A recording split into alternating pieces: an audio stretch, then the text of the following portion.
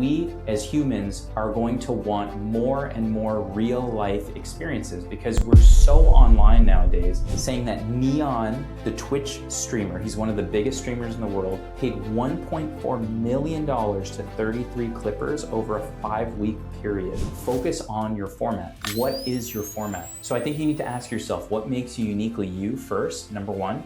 And the way to do that is think about how can you describe yourself in a sentence or in even 3 words, even better. You're gonna end up creating a better business and creating, better content, better audience for your business.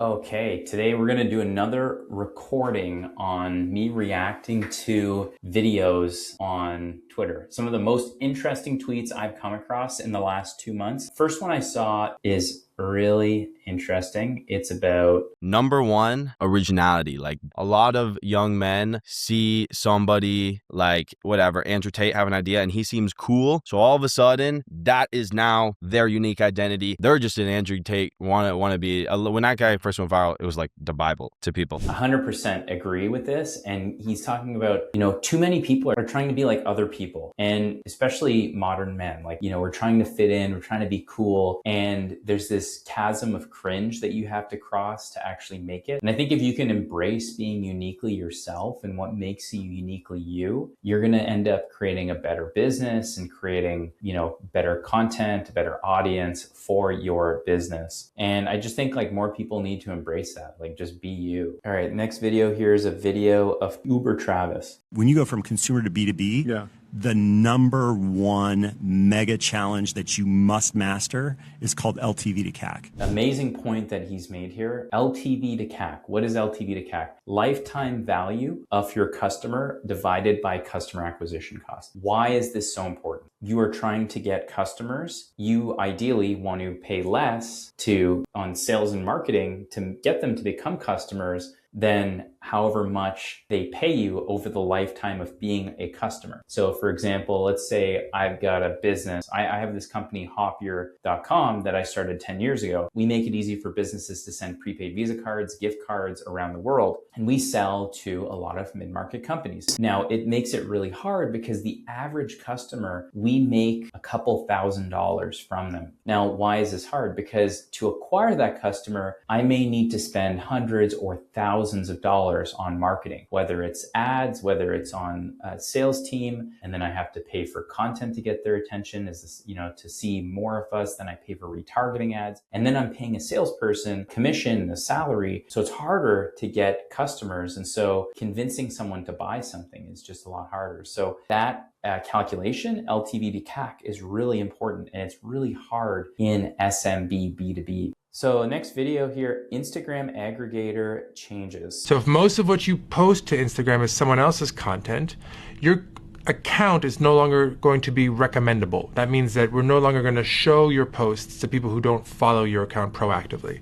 You can figure out if your account is caught up in this by going to account status and then checking for your status. Okay, why is this so important? Now, if you're a clipper, if you're clipping content from other people and sharing it and you're aggregating that content, you're probably not going to get as many views. It's not going to get recommended to as many people, your videos. And so what this means is I think a lot more people are just going to be doing clipping in-house. It's going to become more important. And maybe clippers are going to have less reach. All of these other streamers who rely so much on clipping, and even big YouTubers like Mr. Beast and Alex Hormozy, and it's a really key part of their strategy. What does the future of clipping look like is a question that I think a lot of people are going to be thinking about. This is the number of solopreneurs in the US doing over 100,000 in revenue. Solopreneurism is now how close to 5 million Americans earn their living. And we're fortunate to have many thriving solopreneurs building with Stripe. I think the reason is it's just become easier and easier to build businesses. And why is that? Well, we have software, we have tools, we have services, and now it's way easier than before to build a business. Yes, the world is more competitive, but There are way more services and support. And before, even if you wanted to run an e-commerce store, for example, you had to build your own website. And building your own website, you needed developers and you needed resources and you needed to do all these things. It was really a pain and you couldn't do it with a single person. But today, you couldn't do that before. So yes, the bar has been set higher. It's no longer enough to just create an e-commerce site selling some kind of widget that is a commodity. Is that the future? I don't know, but I bet this trend is going to continue. We're going to have more and more solopreneurs. So this is a company called Blockworks, and I believe they sell data to other companies about crypto. But there's two ways to build an information platform, right? You can either start with the top of the stack or the bottom of the stack. We started with the top because we thought it was way more interesting to own your audience and then go build the products. So interesting. These guys, they built a data business, but instead of starting by selling the data, what they did is they focused on building distribution through a media company. Blockworks is one of the biggest media companies in crypto.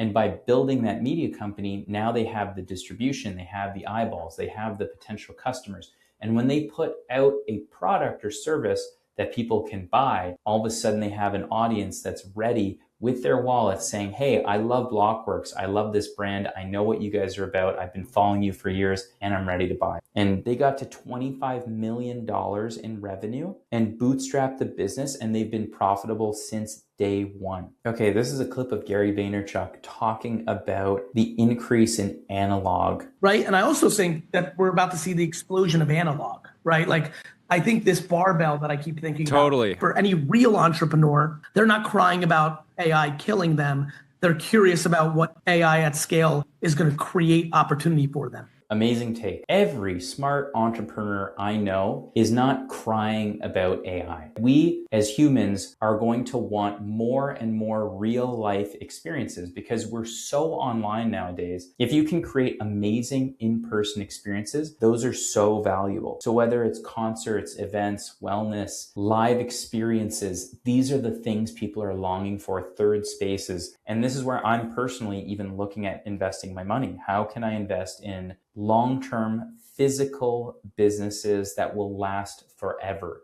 Okay, so I got this, there's this clip of, well, it's this tweet. It's just saying that Neon, the Twitch streamer, he's one of the biggest streamers in the world, paid $1.4 million to 33 clippers over a 5-week period. And that operation involved a network of 1,000 people. Imagine hiring 1,000 people to create clips for you. And with 1,000 people, they're coming up with all kinds of different variations of the content that might do well. They're increasing your reach. I think Neon realizes that if he's playing the long game, he's building a long-term audience. Okay, this is Mark Andreessen, one of the most famous venture capitalists in the world. And he's talking about how the best product in the world shouldn't even need a logo. Just broke my brain and I'm still thinking about it. He said, if you think about it, he said the best product in the world shouldn't even need a logo. Like, you shouldn't even have to have your name on the product. People can just identify it from how good it is. Amazing take. If you think of all of the best brands in the world, if I were to show you a Tesla vehicle without the logo, if I were to show you a Starbucks cup, if I were to show you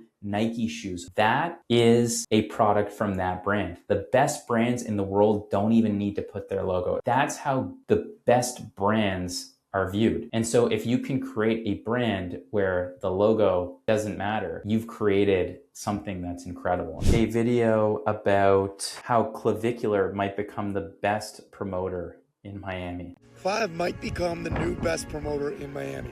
So this was opening night. Every yellow circle was a spender that I booked. So you can see I played Connect 4 in the club. Out of 14 sellable tables, I booked 8 of them. I wound up bringing close to $40,000 to the club that night, just me. Now look, what a promoter really is they get high quality guests to come to some place that they wouldn't come to on their own. The modern day best promoter does multiple things. I would almost consider a big artist as a promoter. They are paid to perform at a club, and in return, they're expected to bring quality guests.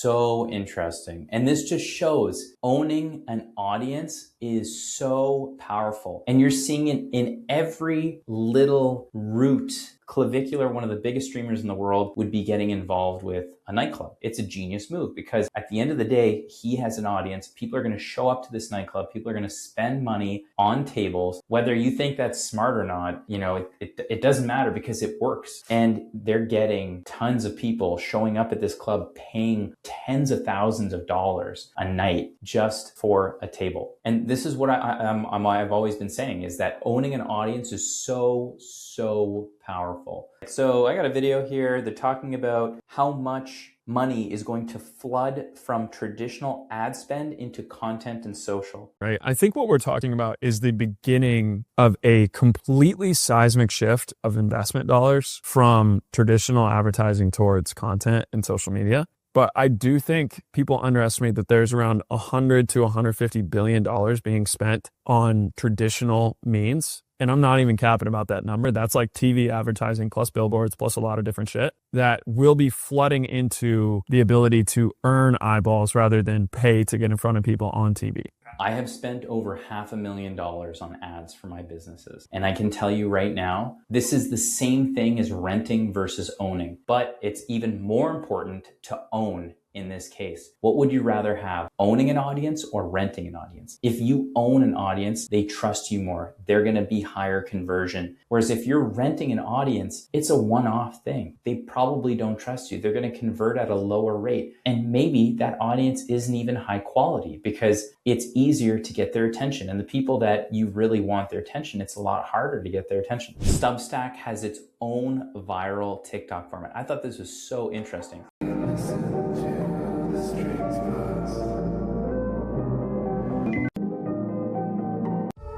This user, Tammy, on Substack, has their own viral TikTok format. It is freaking genius. Focus on your format. What is your format? So I think you need to ask yourself, what makes you uniquely you first, number one. And the way to do that is think about how can you describe yourself in a sentence or in even 3 words, even better. And ask yourself, what do people ask me? What do they ask me? What am I an expert at? What makes me uniquely me? And then try to create content in that format. And I think it's just a matter of throw spaghetti at the wall, see what works. And then eventually, once you find a format that works well, do that format over and over again.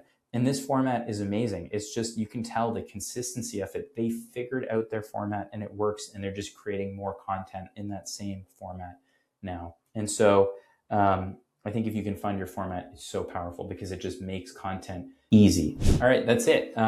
Thanks for listening. And please like and subscribe to the channel if you want to see more. We're going to be doing more videos like this, reacting to some of my favorite tweets that I come across on a monthly basis. Thanks so much, and I'll see you later.